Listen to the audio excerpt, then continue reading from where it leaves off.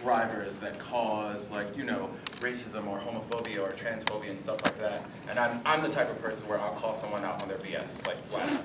Like, you just said something that was transphobic. Oh, it was a joke, but it came from a place that it shouldn't have come from, and I'm telling you that it's in bad taste. And so I'm always about people checking their assumptions and being aware of the voices that may be in the room that may not speak up because they're not comfortable enough to.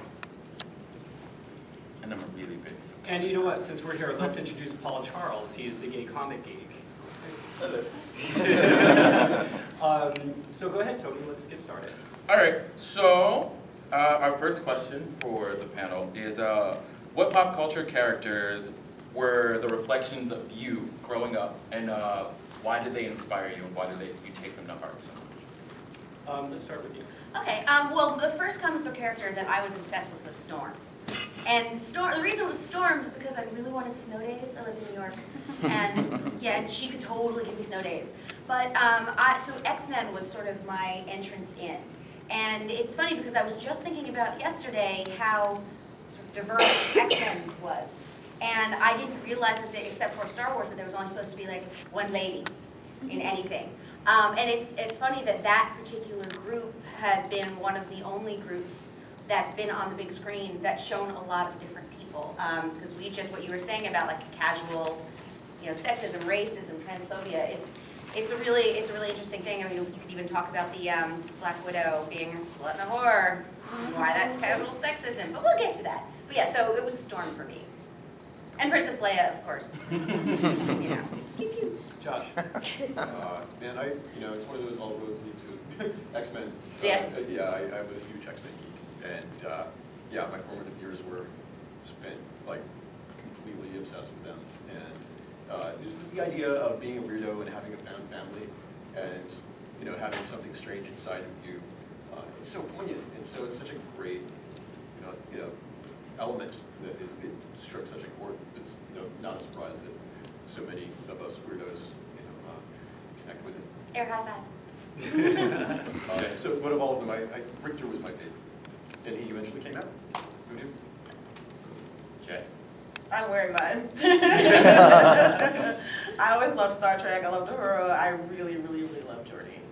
Like the fact that, yeah, he's disabled and he does his job, and it's not the focus of the show. It's literally just something about him that he'll eventually talk about, but it doesn't define him as a person, and it's awesome. I just love Star Trek, everything about it, the fact that there are more than one female character. Yeah, the fact that they got to explore different types of people in the show, and it lives on. I've met fans who were like 4 times my age, and I've had little kids telling me, like, I like Geordi too, Geordi is fun. I'm like, oh, that's great. I would have to say that it was very difficult for me growing up.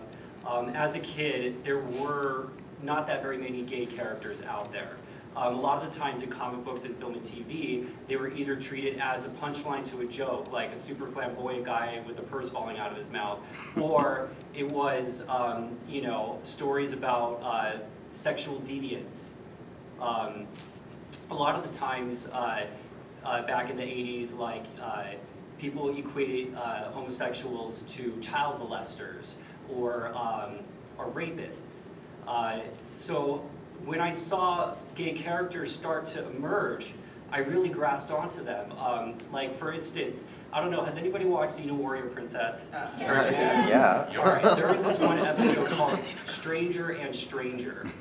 And it was an alternate universe, and they got zapped over there, and everybody was opposite. So Ares, god of war, turned into Ares, god of love. And he played it very flamboyant, and he was obviously gay.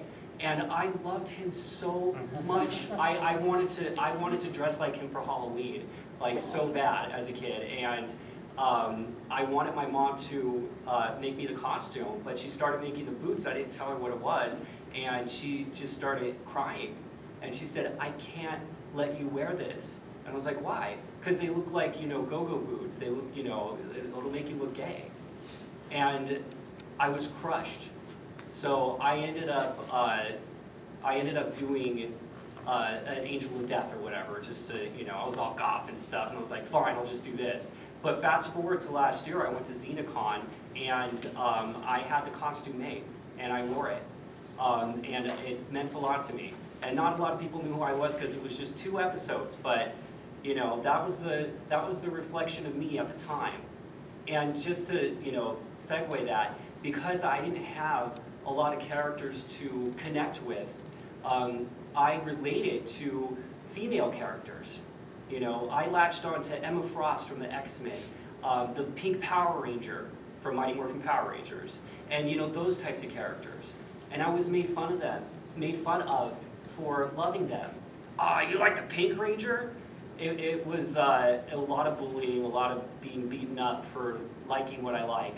But in order to overcome that, I like to pay homage to those characters by dressing up as them. So like Leia, I love Leia, and here I am, but the male form. That's my thing. High five. Okay, so next.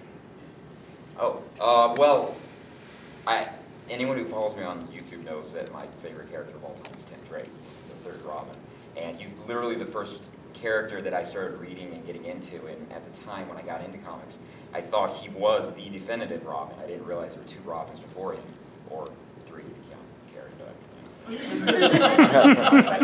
So, but later on, I didn't even associate anything being gay about him until I saw like stuff online about him possibly being gay, or at least him alluding to being gay, and him like being after Superboy and everything because his girlfriend died, his dad died, and his mom died and everything. But the person he was more worried about and cloning and trying to bring back was Superboy, who was dead at the time.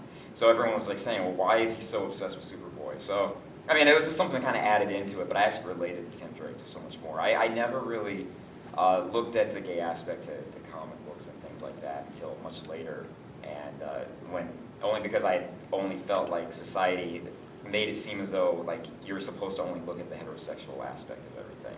You're not really supposed to look at anything gay related to it. And then when I started to look at it, and I realized there's something sorely missing here, because it's okay to show a heterosexual relationship between guys, but between guys and girls, but seeing a gay relationship was just almost like unheard of. So that's pretty much it. I think he's pretty much the character I relate to more than any other. Everybody welcome our newbie. Come on, pull it there. We're clearly very formal here. The one next door was, I guess, canceled. It's empty. They switched everything around. Well, welcome. We're glad to have you. Thank you. So our next question is, last year was a really big year in pop culture for all people of all walks of life. So what might have been like the biggest pop culture thing that might have happened that you can recall? Like the biggest achievement, like be it for women, be it for people of color, be it for trans folk, that happened in pop culture that resonated with you and you're like, oh my God, this was such a great step forward. I'll start.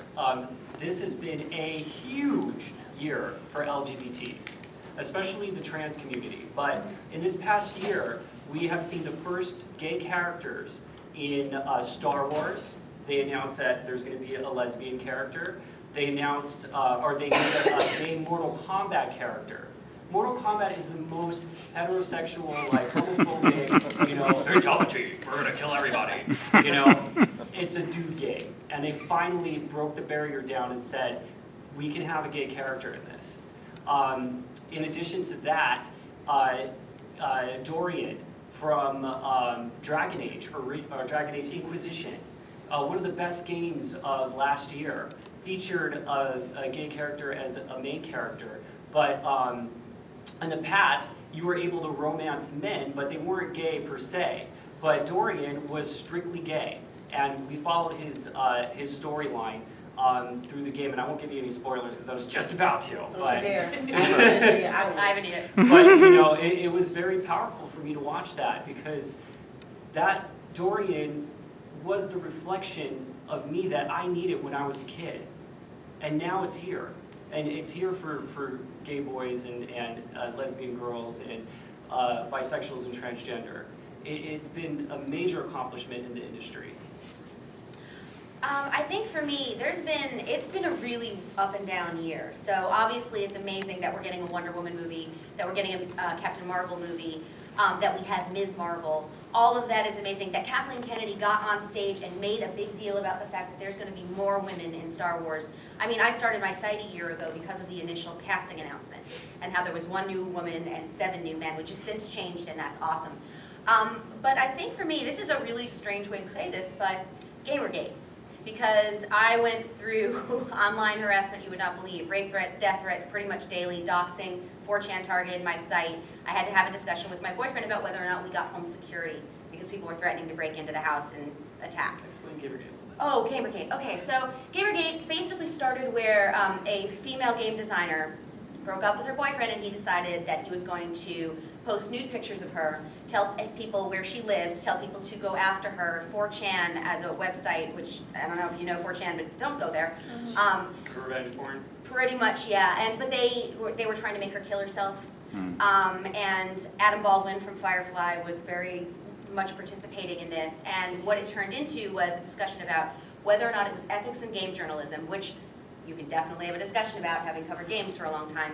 But what it turned into was harassment of women in the game industry, women covering games, and women playing games. So when I wrote a story about the fact that 48% of gamers are women, I was called, well, liar is the nice version, but I'm sure you can guess the rest of it. And so, but the positive thing that came out of that was that we're talking about this now, that there is a bright light shined on this. Somebody, I don't know if you guys know who Chris Cluey is. He's a football player. I don't know anything about the sports ball, but I do know that he's a huge gamer.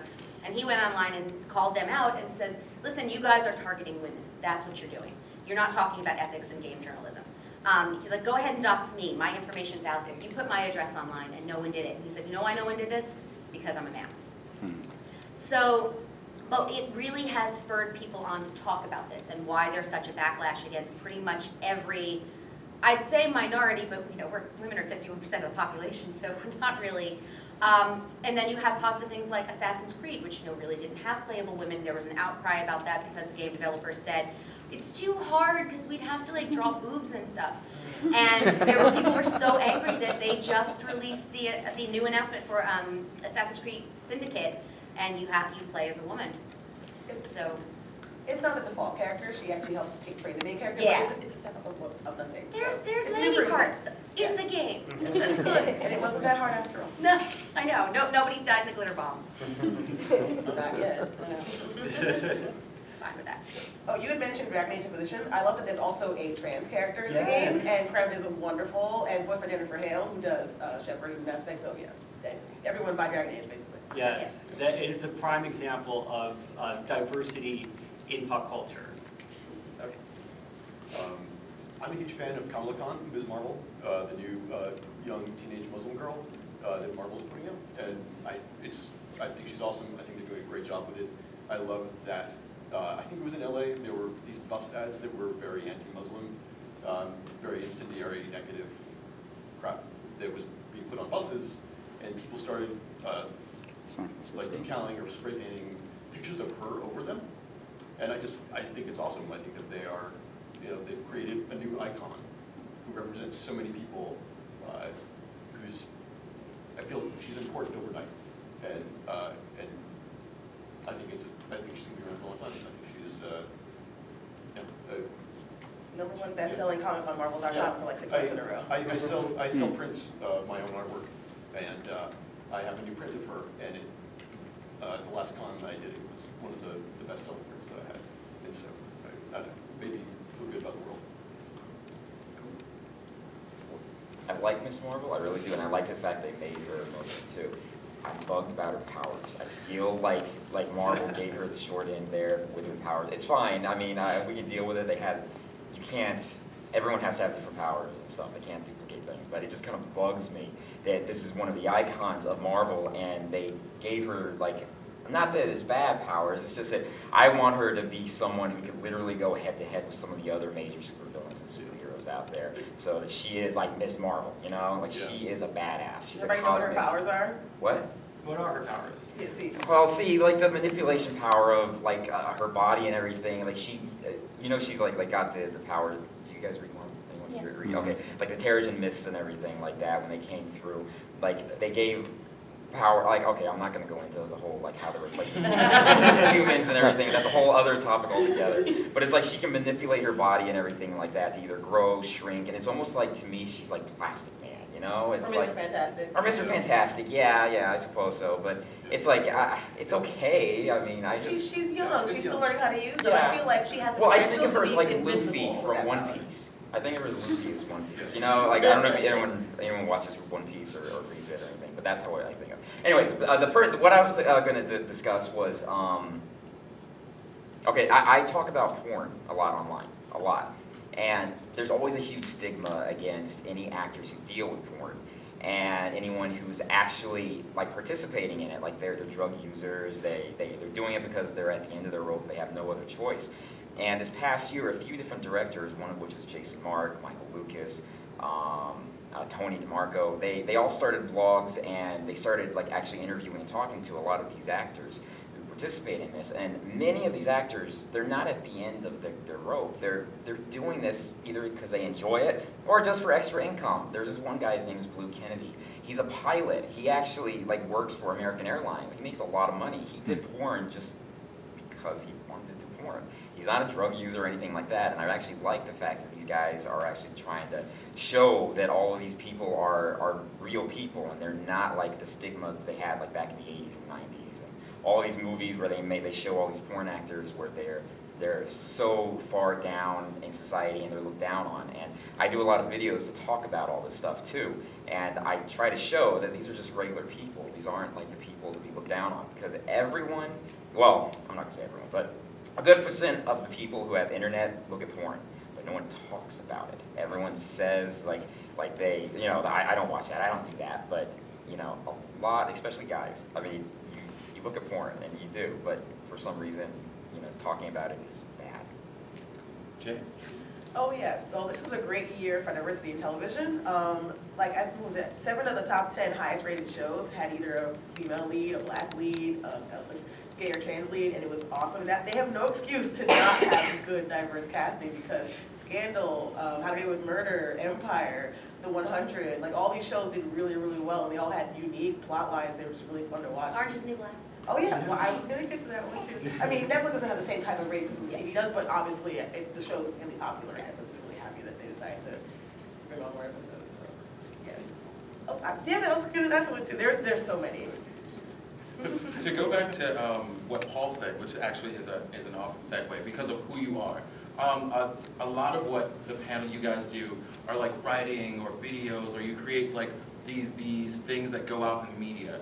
Do you guys find it hard to get like people to listen to who are outside of your fan base because of who you are? It's like, oh, like you're a woman, I don't really know if I want to read your blog, or you're gay, I don't really know if I want to sit there and watch your videos. So like how do you tackle like that pushback that you may feel every now and again when trying to get your media out there in whatever medium you choose?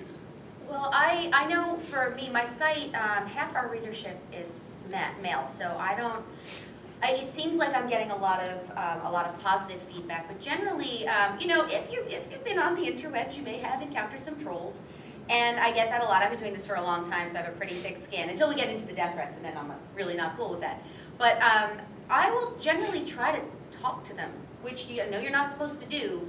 But in fact, this just happened the other day. I was talking about the lack of Black Widow toys. I'm sure you guys know about this, and how there's a particular scene where she's got a motorcycle and she goes save Captain America, and they switched her toy to Captain America, who's apparently saving himself. So I really love this. And Google Plus, which you wouldn't expect would have lots of trolls, I was yelled at for there's a number of arguments that people usually give you when you talk about anything female-centric, which is, aren't there bigger issues in the world? Shouldn't you be talking about Syria? And why would you bother to complain about this? And I was like, well, you know, what I try to do is give a reasoned response. And I said, you know, well, I have in the past talked about Syria and many other things. However, I write about geek culture for a living, so you are aware that you're online on a Marvel community complaining about what you don't like. So there's that. And this particular guy, everyone else banned him from the group, so he's no longer there. But generally, I will get people who say, I never thought about it that way. They're usually big, long, 100-comment discussions on my personal Facebook page, so yay.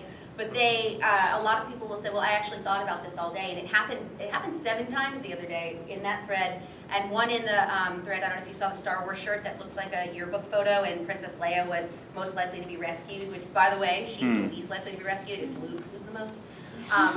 But talking to people and saying, like, did you consider this? They're like, oh, it's part of the story. I'm like, so is Luke getting rescued like 4 times? So, and then people will say, oh, it never occurred to me. So that's usually how I try to do it. I try to talk to people, because some people you're not going to be able to change their minds. Some people you will. And the more that you talk about this, the more young people who are going to see this. The thing that happened with Black Widow being called a slut and a whore by Chris Evans and Jeremy Renner, casual sexism is very often, you don't know that you're not, you think you're just making a joke. You don't realize the impact that it has. And so when I spoke to a lot of people online about, do you have children? Would you want your 6-year-old girl to think it's like okay to be joked about as a slut and a whore? Or do you think that there should be more female characters? So, or first of all, that it's okay to hook up with everybody, because why not? Gay sex. But also that, you know, you're being insulted because there's one character who has to have all the female storylines. So maybe we have more than one. And yeah, so I think it's really important to discuss this, because then little boys might say, hey, it's not cool to call the little girls in my school a slut and a whore. Imagine that. Thank you. I'll go. My dream was to be a comic book writer. And in 2005, there were barely any gay characters. There just wasn't. And I created Captain Lucky, an original character, and a team of superheroes, which all became my friends. These are all real people that I based characters on. And we cosplayed it as them and went to every convention that I could possibly get into. And my character was obviously gay, because I wanted to have a reflection of a gay character as for other people to see that was a leader of a straight team of superheroes. And I had the little booty shorts, I had the, you know, protruding package, because, well, that was just me. I was also a go-go dancer. That was just my truth. So I went to every publisher that you could possibly think of. I was laughed at, I was mocked, I was I was bullied. The companies that you just flat out said I was a joke. The worst of it was when I do a lot of reality television. I live in LA, like Beverly Hills Pond. I just can go on and on. But there was a sizzle reel that was being made about me and my journey about this. And we went to one of the companies and had a whole scene. And the publisher literally on camera told me that, you know, gay characters are just publicity stunts if they're in a comic book. That there will never be a gay male lead character. That is a joke. And it crushed me. And not only did it crush me, it was on camera. You know, after that, I got really depressed. And fast forward, I found my outlet of expression through cosplay. And I started gaining attention through that. More so when I premiered a costume of the gender-bent version of Emma Frost, which, you know, I guess went over really well. It kind of broke the internet for a minute. But after a while, I started seeing more gay cosplayers, more gay characters pop up, and I kind of feel that by creating your own works and telling your own stories, even if nobody hears you, your voice in conjunction with everybody else's voice, you know, they're just a bunch of whispers, but if you're all whispering together, that is a roar. That is a lion's roar. And reward. And now we're here. And, you know, there's great representation for gay men. Thank you. Josh. So, more to your point, John, about just the power of being able to engage in a conversation with people and how that is important. I'm not someone who gets into internet fights. I don't read the comments. I'm not that kind of person. But about a year and a half ago, Geeks Out ran a boycott against the Ender's Game movie franchise, because we didn't think that any self-respecting queer person or ally would want to give Orson Scott Carter time. And So I was suddenly getting into a lot of internet fights, and we were getting barraged by lots of really venomous, awful stuff online. And then late one night, some guy was sending us messages on Facebook. He just kind of didn't get what we were trying to do. He was really angry and offended by it. I just kept emailing him back, just trying to be reasonable, keeping it very cool, keeping it very straightforward, and trying to keep the heat level down. The next day, I got an email from this guy's sister, who was like, thank you for having this conversation with my brother. He's on the spectrum. He gets really worked up about stuff. And it was really nice of you to have this conversation, and now we're talking about it in our house, and he's thinking very differently about the things that he was saying. It made me feel like having these conversations is really worthwhile. You never really know who it might affect, even if initially that person might seem to be a belligerent jerk that would never even listen and is just getting off on making you uncomfortable. People actually do listen, and there's such value in having a conversation. I disagree with you. I think it's quite good. Jay? So I'm on the Tumblrs, and sometimes I make a post that has like, let's say, every costume I made this year so far, and most people who follow me, like in the beginning, they know what I'm about, they know who I am. I don't get people who follow me who hate black people because it's obviously a black girl's Tumblr. But Will Wheaton reblogged my cosplay post with links to all social media and stuff on it, so I started getting all kinds of people who I'd never heard of, who never heard of me, who were just like, oh, that's a cool costume. What's all this social justice bullshit? So I started getting all these asks about it, and I was like, well, I mean, I could try to explain to you why you saying that this person can't be a brown elf isn't you being, what's the word, correct or like legit. It's you actually saying that this person should be limited by their race, and that's wrong. Like, well, there are no brown elves. I'm like, yes, why do you think that is?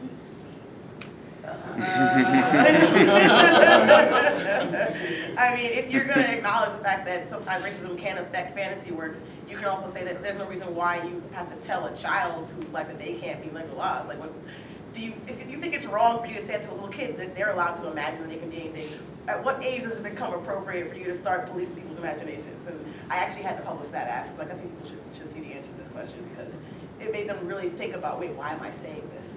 Like, wait, why am I trying to uphold this canon that has to be so accurate that it actually affects other people? Why can't we use it fun? Because there's real elves in the world, and clearly, Dude, I mean, watching the light bulb go on, like, I have a friend who is white, and her children are biracial, her husband is black, and she's the person who introduced me to Dragon Age. So I'm playing Dragon Age, the first one, I'm starting an elf, I'm like, why does the color thing doesn't go past, like, tan? Why can't I have a brown elf? Well, I mean, there's just never been any brown elves, and I'm like, there's never been any elves. I know! And I was like, so that's not the right answer to that question, though. The answer is, well, this is back when BioWare didn't realize that they were being kind of racist. So now you can't, but in the first game they didn't fix it yet. And I'm like, you can't tell people that. Like, you have a black daughter. What are you going to tell her when she asks you? You can't tell her, well, there's never been any elves, so you can't be one. She goes, shit. Like, yeah, so she kind of realized. Yeah, so it's definitely good to just talk to people as openly as you can and try not to take things so personally. I know they don't mean to say, hey, you're wrong. I'm not the one that's wrong. Think about what you're doing. So. Yeah, and people do come out of the woodwork, especially if you have somebody like Will or like Felicia Day retweet what you do. Yeah. And yeah, that's because I had a thing with Adam Baldwin where he was on a show that I did with Stan Lee, and he follows me on Twitter, so he responded to something that I said, and all of the really crazy right-wing people started following me. Oh. That was fun. That was so much fun. They don't follow me anymore. Found someone else to terrorize me. Well, when I first started doing videos and doing things online, I didn't really, I didn't mean for it to be as big as it turned out to be. I just wanted to talk about gay comic books. And when I went online, I looked, there was no one that talked about it. There's a couple blogs here and there. There were very few characters anyway, but it was very, very little. And I was just like, oh, screw this, I'm going to do it myself. So, I started doing videos, and then I got the questions, are you gay? And I'm like, well, yeah, my name is Gay Comic Geek, so I thought it was obvious, but I guess I never literally said it on video at the first year I was doing videos. So I didn't actually say I was gay. I just assumed everyone would just no straight guy will actually call themselves gay. So I mean unless it's they're acting or something, which I got that too. People said, "Are you acting? Are you just trying to get the gay population since no one else is out there doing it?" And I thought, that would be a great strategy. I never thought about that. That So would you're a actually big work. geek girl, is what you Yeah. Fake geek gay. Yeah. So then I did a video of coming out and everything, and even still in the comments, they said, "Are you sure? Are you really gay?" I mean, they really were convinced about it. So it was kind of funny. It was kind of funny. My population that watches my videos are mostly men, but I do get some women, and I do get very insightful stuff. It seems like the women leave the more insightful stuff. The guys they'll leave the comments "Oh, great review." And I'll get a female, and she'll be commenting saying, "Oh, that was great. Did you know that this character also was inspired by this and this and this?" So it's actually, I think I've learned more from the women viewers than I have from the male viewers. Not that the male viewers are dumb. I love them to death. In fact, I have a couple in here right now. So I mean, I love them, but I'm just saying. So engaging with a lot of the population that doesn't normally look at my videos, I get the troll comments every day, but I'm so used to it. I don't really, it doesn't affect me too much. But most of them, 90% are very positive and very good. So I've done very well so far. And I occasionally will get that straight guy. They'll say, "Oh, I like your videos and everything. They're awesome. I love that toy reviews." More than toy reviews. They don't pay too much attention to the gay characters and stuff. But I also do toy reviews and stuff. They're "I loved how you talked about this one toy, and it was originally coming from Hasbro, but they bought the rights from the Big Jim toy line back in the 1970s and stuff." I'm "Oh, great, thanks. You taught me something right there." So I've done pretty well, engaging in most populations. So we already know who had the spotlight for the past year. Who do you think? What's the next group of people that need to be that need to be uplifted in pop culture? For me, this is just something that I've seen because I've talked to a lot of kids and I speak to schools about representation. And I think one of the big things that's happening is we're trying to get more girls represented in STEM careers on TV and in films. Like Big Hero 6. Science is cool and we all love it. But I think that's a thing. And so I actually do a lot of anti-bullying panels. Chase Masterson from Deep Space Nine started this with Carrie Goldman.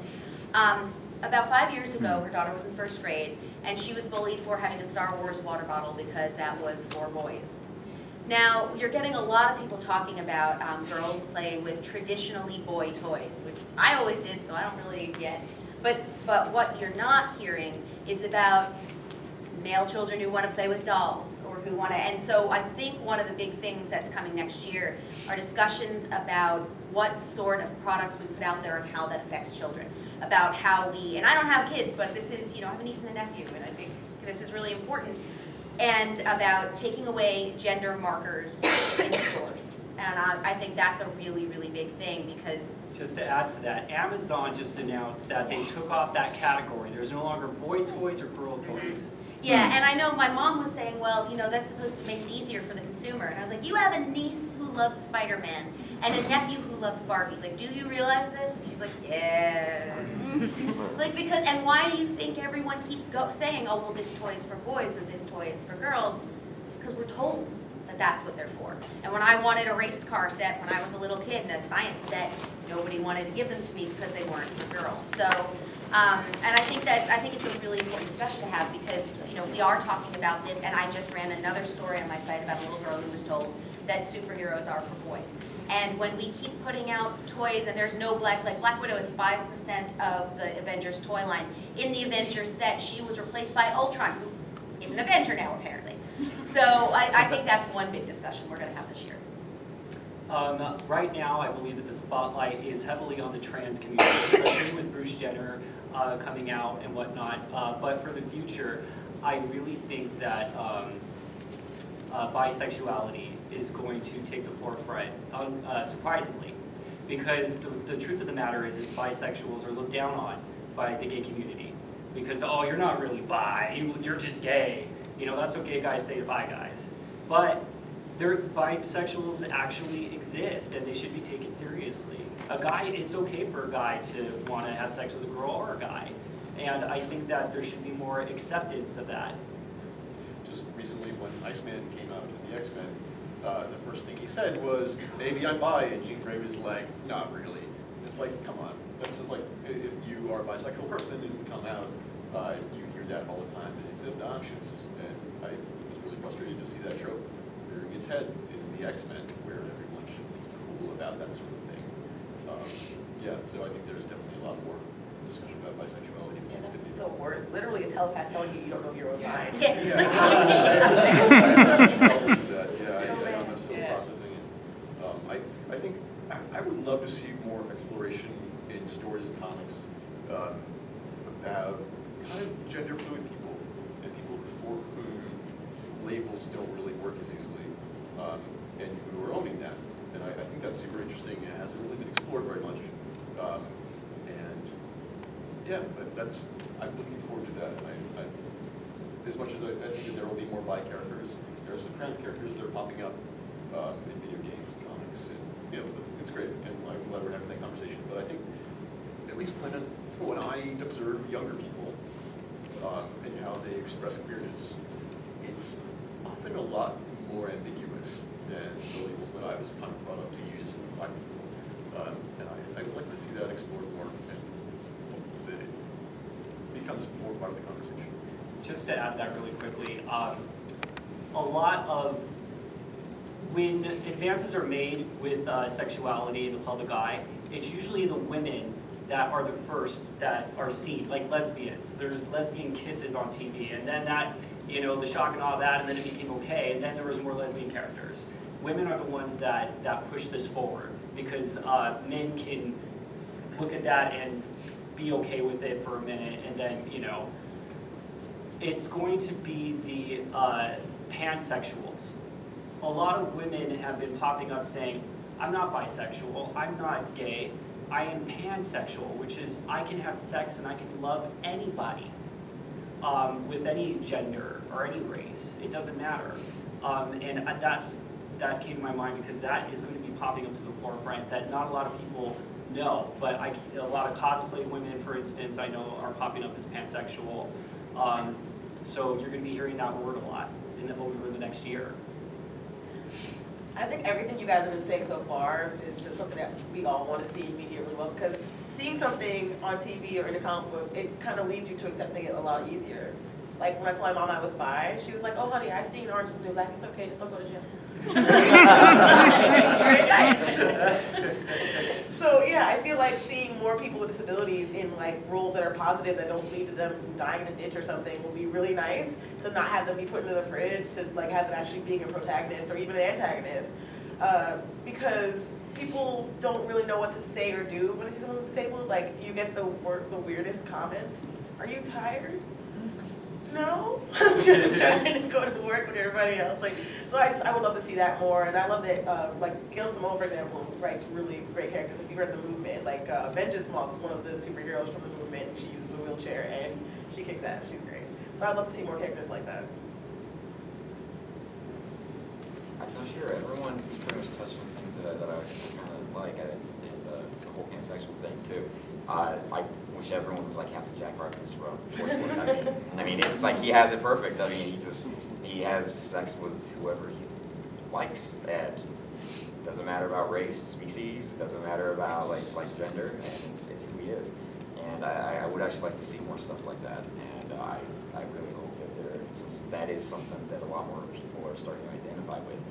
That is something that's more prevalent in society. You know who's going to come out as a pansexual in the future? This isn't confirmed. I just think it. Captain Kirk. He can have Well, sex that's with kind any- of implied. Yeah, it is, but I think, down the line, I think Captain Kirk, they may bring him out as a pansexual because society is ready for it, and he is a prime example of somebody that is like Captain Jack Harkness, who can, be with anyone. So we've already talked about how the label of bisexual is, people have this aversion to it and don't believe it exists. How do you see that as something different than pansexual? Like how is that? You know what I mean? I feel like pansexual is a newer term that's being grabbed. Bisexual is one or the like the two. Like pansexual is like you don't really even care about the gender. To me, that's what I feel like. That it's just simply like this guy right here. I don't know if he's a guy or a girl. It's just I like this guy. So it's like yeah, right. Pretty awesome. So to me, that's what I feel like the difference is. And pansexual, like I only know it again. I'm just how big of a dork I am. It's only because of Doctor Who and the way they defined it and everything like that. Because of it even transcends species. Like it doesn't matter. Like I believe there was even a joke Captain Jack was even saying that like I was with this guy once, this alien. I can't remember the joke. It was so funny, but he actually said it, and it was like did he enjoy it? I don't know what. It's like I don't know what species he was. I think it was a he. It's like it didn't even matter. So it was like, to me, that's what I feel like it is. Okay, we're gonna open it up for Q&A. So does anybody have any questions? Oh, come on. Oh, I have a question. Sorry. Sure. I'm not supposed to be asking questions, but okay. So you guys both referenced race when talking about bi and pan, and I was like, is there some like term I'm not aware of, like where you have a sex terms for a certain race? Because you said it twice. I was like, was that a slip of the tongue, or did you mean to say that? I don't think I said it consciously, but I feel it. Let me try to explain. The funny thing is about race is that it presents differently in every person. Like Yeah. someone could be black politically speaking, but Yeah. they may not look what your mental image of black is. So when someone says, "Well, I'm not attracted to black," I'm like, we all look different. Are you sure? Yeah, I just think that that with pansexuality, you can have sex with anybody no matter who they are. And a lot of people have hang-ups about man or woman or trans or even race. People have hang-ups about it, and a pansexual doesn't have hang-ups. That's my understanding of it, unless somebody else has. Jay, different- I've known of people that absolutely will not date outside their own race. Right, but I don't think that's a gender expression. I don't think that's a preference that's like sexual at all. I feel like that's actually a mental thing that's separate, in my opinion. I have a question. Sure. I have a 6-year-old daughter. I'm very aware of trying to provide her with role models that are good. She's into Star Wars. She's into, comic books and liking strong women. And I guess my question is, where can I continue to direct her to either, she's just starting Is to she read. reading Princeless? It's really good. It's an independent comic that Okay. Say it again. Princeless. Is that Like right? she's the princess and the knight. Okay. The main character is beautiful. Jeremy Whitman is the writer. I wish I had his card with me. Is he downstairs? It's a really, really good book. So I'm going to write Yeah. this down. I'm not just. Princeless I'm not having comic. this question and then I'm like, oh, screw you. I'm gonna- Princesscomic.tumblr.com. He has Tumblr as well. So Okay. yeah, and it's all ages. I think there's 3 volumes out now. They're like manga formats, but they're read like regular English. Okay. Really great stuff. That's awesome. My sister loves it. She's like 15. Because when I tell her stories at bedtime, she's always the hero of the Aw. story. She saves her brothers, or she saves her, she saves me all of the time. He created the book for his daughter, who was biracial, because they're like, there's no little girl characters look like you, so I'm gonna make one, and she's got like big, puffy afro hair. It's adorable. Yeah, there are a lot that are just starting to emerge, and unfortunately, not a lot of them are age appropriate for 6. So what I've seen, honestly, is, and not even just stories, but in terms of toys and clothes, is going to Etsy and looking for that sort of thing. There are a lot of self-rescuing princesses. Because that's been a big thing. Same thing for my niece and for my nephew. We haven't found a lot of stuff. So there are actually fan fiction areas where you can find, like major sites where you can go and ask people, what do you think is appropriate? Because a lot of people are writing this themselves because they're not seeing themselves represented, and I think that's a really big deal. I think it's also important to talk very, very frankly with people who are writing the things that you like and ask them what their influences are. Somebody like, say, Jane Espenson. If you don't know, she writes Caprica and Battlestar Galactica, Game of Thrones, Once Upon a Time, which I'm moderating the panel tomorrow at 6 if you want to come down. She's not there, but and her web series Husbands. So, she's online. She's Jane Espenson on Twitter. You tweet her and say, like, what are you reading? Who are the new writers that you think are good? If you, maybe you can even tweet at like Kelly Sue DeConnick, who's doing Ms. Marvel, and say, what do you think? There was a documentary too, and this isn't really specific for 6-year-olds, but there's a documentary out called She Makes Comics, which I'm really honored to have been a part of, about the history of women in comics and how far back that actually goes. Most of the people in that movie are online. Janelle Aslin, so people that you can actually ask specifically, what are your influences? You should come to FlameCon. We're going to have a special talk. These two librarians are going to give a presentation and share a bunch of things about all ages appropriate LGBT positive comics and books for people your dog's age. Yeah, and there's also an anthology out that I was really, again, honored to be part of called Womanthology. And Womanthology is a comic series. It was done by 140 women, so it was all women who did this. Some of the stories are age appropriate, so you could go through and pick and choose. And that was, honestly, that was a really interesting moment for me, because when I was showing, I'm like, oh my God, you guys have made a book. And this little girl, I mean, she couldn't have been even 6, and she said, are you in this book? Can I hug you? I was like, oh, I love that. And her mom said she loves comics, but she didn't know girls did this. So that pretty much changed the path that I was on completely. So you might find things in there, and even some more people to tweet at and to ask. Okay. Yeah, and just to add to that, prismcomics.org is a website for Prism. And they also do an anthology book for LGBT creators and characters. But you can find age-appropriate LGBT stories, like off the top of my head, Little Rainbow Comics or Little Monsters or whatever. They have lines of different LGBT, even Kevin Keller, who's an Archie character. He's mainstream now, and that's age-appropriate. Next question. I have one. It's not so much for me, but I'm in the education field, and I work with autistic kids. But there's a couple of them who are we have our own little group of LGBT, but they get bullied all the time. Do you have any advice, to try and, in their mind, they're 6, because they're autistic, so they're younger, so that they're treated like that, but most of them are in their 20s. Stuff. Well, there is a really great book, and I know a lot of teachers use this, and it's by Carrie Goldman. So it was her daughter that was bullied for this, and she's the one who spearheaded this anti-bullying campaign. And it's a campaign around the country, and the UN has just taken it on. So that's a really, really big deal, and it's what every parent and teacher should know, bullying. One of the things that she talks about, and you have to have this discussion age appropriately or mental age appropriately, about what you can do to defend other people when they're being bullied, and that often gives the person being bullied the power. So she has a tier of how you deal with this. If you can stop it, stop it. If you can't stop it, tell someone.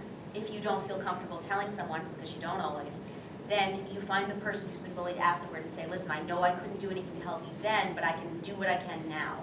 If you can't talk to them, send them a note. If you can't send them a note, write a blog post that's general. And having specific tools to help other people, then you feel like I can do this for someone else, so they're more likely to do this for me. And she actually goes around and speaks at schools. She also does Skype talks with schools, so that might be a really interesting thing to do, not just with the kids, but with the faculty. Because if there is a specific plan of action, people feel more empowered to do something. Because I have many reasons to get bullied, they're autistic, Yeah. or they have Down syndrome, and to be on top of that, one boy likes to wear a dress every day. Yeah. So even though they don't really understand what you're saying, they're like, why are you wearing a dress? He grew his hair out to his shoulders to put a bow in his hair, and no one understands, are you just dressing out for the fun of it because you don't really understand what you're doing, or do you really like wearing a dress versus what most people would consider typical for a boy to wear, which is shorts and a t-shirt, or he'll wear heels to school, and that's how he walks around. And how do you walk around like that when you're a boy? Just because of the way a man's feet is versus a female's feet, it's not necessarily made to wear support a heel, but he walks around in a 6-inch heel, and it's him, and he walks around dressed like that. And of course, people try to trip him. They try and pull the dress to embarrass them. So they've started to get him to wear shorts under his dress just because of how bad the bullying is. He doesn't want to wear the shorts, but in terms of being in a school system, they try and at least get him to wear the shorts, just because if Yeah. someone does rip his dress, He's still. they still want him to be appropriate to be Yeah. in school. Right, well, there's one other thing, that there's a woman named Janina Scarlett, she's a psychologist, and she's actually my co-author for the book, and she actually has a book coming out about superhero therapy and pop culture therapy, and it's something that, she told this story of this girl who had been through a really violent rape in 6th grade, and she said, well, I watch Veronica Mars. You guys watch Veronica Mars? Yeah, and she's like, well, she was, and she's fine, and she's okay, and so, part of the therapy was, what is the thing that makes her her? And she's like, oh, well, she's a detective. Well, what's your thing? And so sometimes working with kids that way and talking to them about who they can relate to, whether it's a real person or a fictional character or something they wrote. So what this girl ended up doing is she said, well, I can talk to people. So she got up on stage in front of her entire school and said, this is what happened to me. I bet it's happened to some of you too. If you want to come talk to me, come talk to me. And that helped her through it. So, if you can have this kid write stories about somebody or talk about somebody, even if it's imaginary. And just to add to that, there's a booth here at ACBC called Northwest Press. It is the largest LGBT comic book publishing company in the world. And they have a whole line of comics that are specifically geared towards bullying. So his name is Zan Christensen. I recommend that you go over to Northwest Press booth and talk to him. He can give you ample amount of materials to bring back to your students. Yeah, it's like a big enough accomplishment just to work with autistic kids, but then to try and incorporate, to help them, because sometimes they don't even understand, they're like, oh yeah, I want to wear dresses because I'm gay or lesbian, but everybody, some of the other factors, they're like, do you even know what that is? Do you even understand what being this is? And some of them do, and some of them don't. They just see maybe their parents are, so they're like, oh well, my dad does this, so I'm gonna dress dress too. I hate to cut you off, but we have a couple minutes left. One final question, anybody? Come on, give us something. You all talked really heavily about sexuality, but I'd like to see ace characters that aren't robots or aliens or stuff, or people whose romantic orientations differ from their sexual orientations. Because I haven't seen a whole lot of any of that. Sadly, comics aren't really a great place for, pop culture stuff isn't necessarily a great place to really delve into the nuances of sexuality. I feel like there are all these characters that are on the scene now that are queer or bi or trans, and that's great, but there are very few instances where writing about them actually goes deep. And, I think that will eventually come. But right now, it's just a matter of representation, and they're there, isn't that great?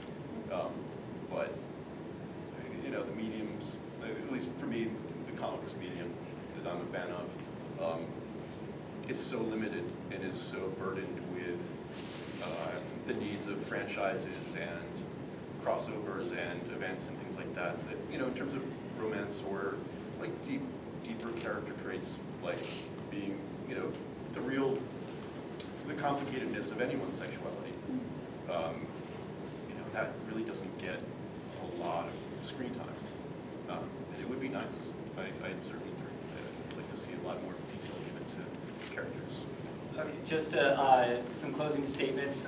If you want to find me, I'm going to be on 7 other panels this weekend, so a lot of them are going to be on cosplay, especially with Jay and Tony at 3 p.m. I'd love for you guys to talk or to come to the Heroes of Diversity panel. We're Bring a Tissue. We're probably going to be talking about some deep stuff. My booth is Diversity HQ 1136. It's around the corner from Marvel. Go ahead. Well, first of all, I just want to say, I don't know if you guys have ever watched King of the Nerds, but Xander Genere is actually working on a project right now about bullying and talking to as many geek celebrities as he can about what their experience has been. So if you're interested in that, just follow him online and he'll tell you when that comes out.